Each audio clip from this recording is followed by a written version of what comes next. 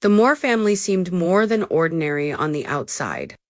The family consisted of Josiah Moore, a successful businessman, his wife Sarah, and their 4 children. They lived in a small but welcoming home filled with love and laughter.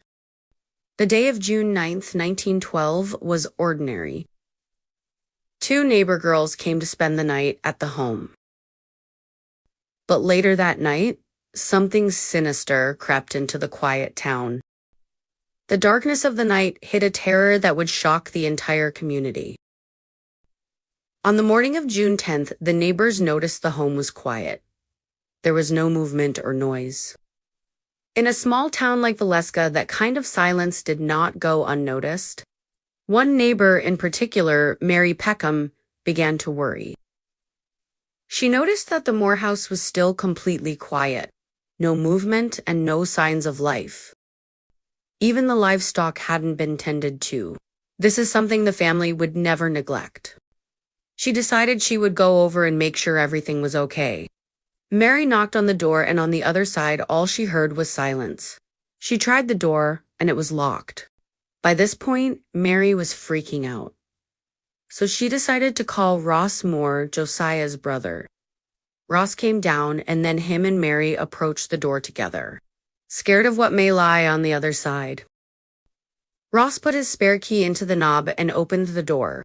He had no idea that he would be walking into a living nightmare. The scene was horrifying. Josiah, Sarah, their children, and the visiting girls, all slaughtered with an axe. Whoever did this had planned it, and they had done it quietly and meticulously. The town of Valeska erupted in fear. Who could commit such an atrocity, and why? The sheriff and local police questioned everyone, but no solid leads emerged. However, soon suspects started popping up. One of the most infamous suspects was George Kelly, a traveling preacher whose behavior immediately raised red flags. Kelly was known to be unstable, often described as erratic and deeply troubled. And he had a disturbing fascination with violence. Years after the murders, Kelly suddenly confessed. He claimed he had entered the Moore home in the dead of night and carried out the killings himself. But his confession quickly fell apart. It was filled with inconsistencies. Details didn't match the crime scene, and many believed he had been pressured or even manipulated into confessing. He later recanted, saying he was completely innocent. Without physical evidence tying him to the crime, the case against him collapsed and he walked free. After George was let free, police added more suspects to their list. However, none led to anything of significance. Over the years, the Valeska axe murders have inspired countless theories. Was it a serial killer, an unstable local resident, or someone seeking revenge on the Moore family for reasons lost to time? It's been 115 years since the murder of the Moore family and the 2 neighbor girls. Sadly, I think it's safe to say we'll never get the answer we're looking for.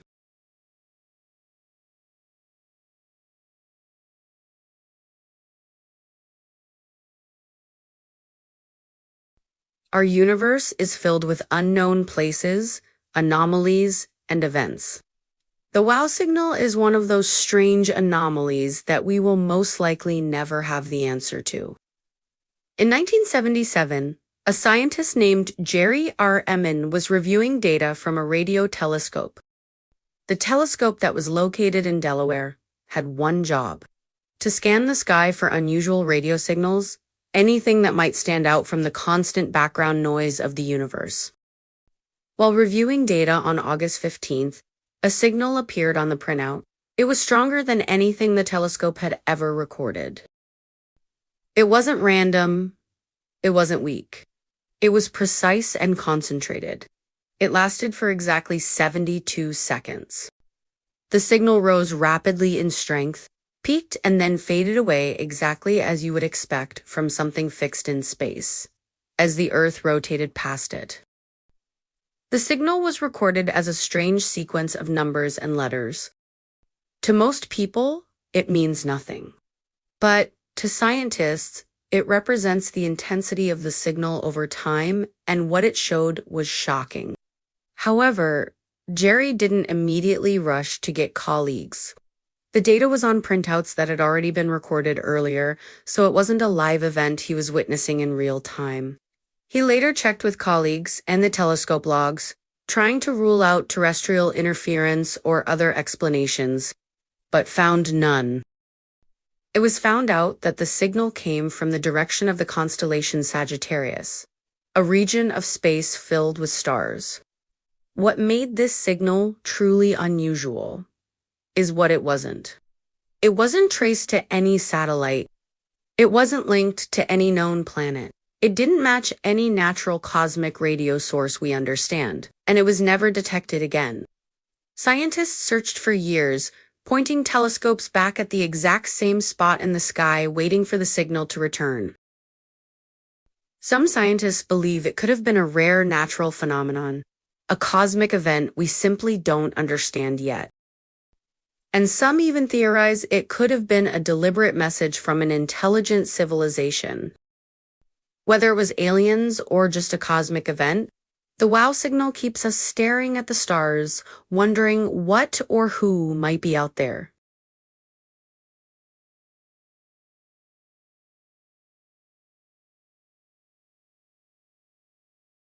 Green is such a beautiful and delicate color. However, in this case, the color was mysterious and even a bit scary. This is the story about the children of Woolpit. A group of villagers were working in the fields when they first saw the children. Their skin was a deep, unnatural green, almost glowing under the pale sunlight. And their hair had a faint green-colored tint as well. Their eyes were unusually large and glossy, constantly flicking around as if expecting danger at any moment. They spoke in a language full of unfamiliar tones, rising and falling in patterns that sounded musical yet alien, leaving villagers unsettled and unsure how to respond to them. The boy and girl refused all normal food. Bread, cheese, and cooked meat were ignored. But raw beans were consumed eagerly, one by one. They handled the beans with care, savoring each like it would be their last. They shivered at sunlight, hiding in shadows, and flinched from the gentlest touch. Even the softest voice or the faintest movement made them jump. Fear spread quickly through the village. Some claimed the children were supernatural spirits, creatures of the forest, or beings from a cursed land deep within the woods. Others thought they were signs of God's wrath or omens of misfortune. Livestock grew restless near the children, and villagers approached with caution, unsure whether to show kindness or keep distance. Over time, the children slowly adapted. The girl, who was quieter and more observant than the boy, eventually learned English and began to describe their home. They came from a place called St. Martin's Land, a realm of perpetual twilight where the sun never fully rose. Its people were green-skinned like them, and its villages were carved from stone underground, connected by tunnels that twisted and turned like mazes. She spoke of rivers that glowed faintly in the dim light, forests filled with fruit of strange colors and shapes, and skies that were always dusky, tinged with green and gold, never brightening up to daylight. According to the girl, they had been tending their father's cattle when a sudden, blinding light filled the sky. In an instant, they found themselves in Woolpit, far from home. The boy, who was frightened and weakened, grew ill and never recovered. He would later die despite the villagers' care. The girl survived, frail but stable. She would eventually lose her green hue and went on to marry a local man. Yet the details she shared remained vivid and strange. The color of their skin, the unique cadence of their language, and the underground villages of St. Martin's Land, none of this could be verified. And the memory of her homeland faded over time. Scholars have debated the story for centuries. Some argue the children were Flemish immigrants, or that they were malnourished and suffering from chlorosis, which can cause a greenish tint which is brought on by an iron deficiency. Others think it was a cautionary fairy tale meant to scare or entertain. Other, more speculative theories suggest a lost subterranean civilization, a forgotten people of the forest, or even a world beyond our own, glimpsed through a sudden portal of flashing light. The Green Children of Woolpit remain one of history's greatest mysteries, where folklore, history, and the unexplained meet, leaving generations to wonder what truly lies beyond the limits of the world that we think we know.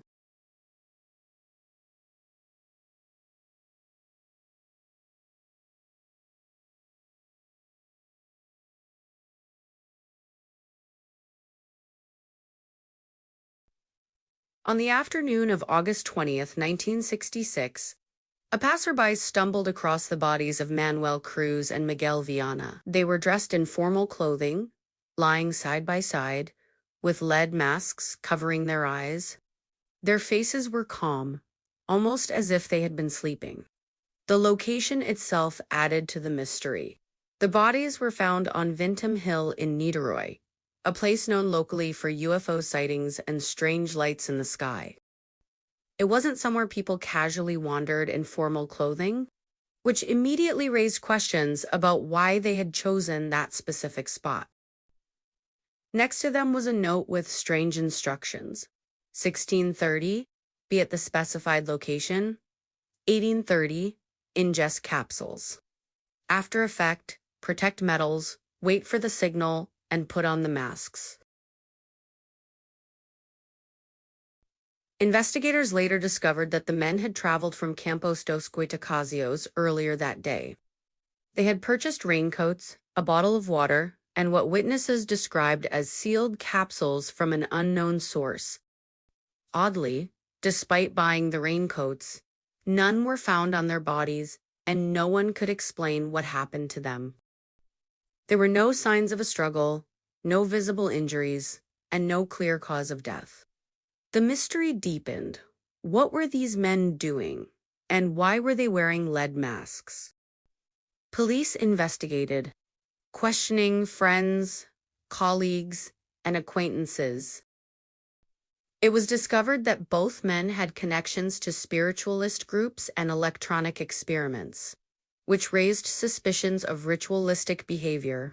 Friends claimed the two were part of a small circle that was interested in combining spirituality and science. It was believed that they were attempting to build devices meant to communicate with higher dimensions or energy fields.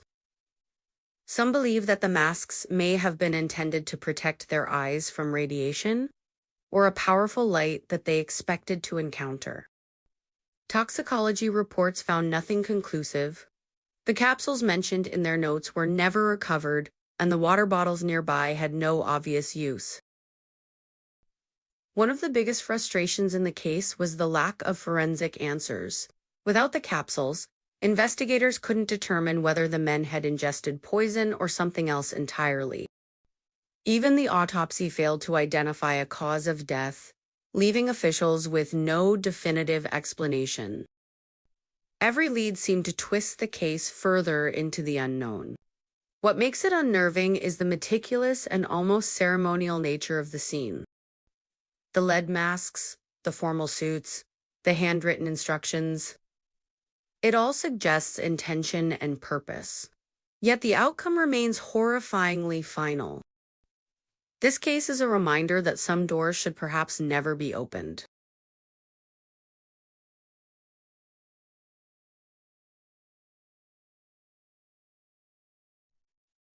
In May of 2003, at an airport in Luanda, Angola, a Boeing 727 sat unused on the runway. This wasn't a small plane. It was a three-engine commercial jet, once used to carry dozens of passengers across countries. However, the aircraft hadn't just been abandoned, it was caught in a complicated legal and financial mess. Officially tied to the US-based company Aerospace Sales and Leasing. The plane had become entangled in disputes over ownership, unpaid debts, and unclear leasing agreements. Maintenance costs, airport fees, and paperwork issues had all piled up, leaving the jet grounded in Angola with no clear authority or control. The plane reportedly still had over 50,000 liters of fuel on board. The only known person connected to the aircraft at the time was Ben Padilla. Ben was an American flight engineer. He was not a pilot. And this matters because flying a Boeing 727 isn't simple. It normally requires 3 trained crew members, a captain, a co-pilot, and a flight engineer. Ben had been reportedly working on the aircraft, trying to restore it. On May 25, 2003, witnesses at the airport saw the decommissioned plane begin to move. At first, the movements of the plane seemed normal and routine. But then the aircraft taxied onto the runway without clearance. No communication with the control tower, no filed flight plan, and no lights. Air traffic controllers tried to make contact, but there was nothing but static, and then the plane took off. It lifted into the sky and turned southwest over the Atlantic Ocean and disappeared into the clouds. What makes this case so unsettling is what didn't happen next. There was no distress signal, no radar tracking after a certain point, no debris, and no confirmed crash site. It's as if the plane just stopped existing. Investigators believe Ben was on board, possibly with another unidentified person. No one knows for sure who was flying that plane. And if it was Ben, how did someone without full pilot certification successfully take off in a complex commercial jet? Over the years, theories have ranged from a planned theft of the aircraft, a drug smuggling operation, or that the plane landed somewhere remote and was secretly dismantled. But none of these theories have ever been proven. To this day, no wreckage has ever been recovered. No confirmed sightings. No answers. Just a man in a massive jet that took off into the night and was never seen again. Thank you so much for deep diving into these mysteries with me. I'll see you in the next one.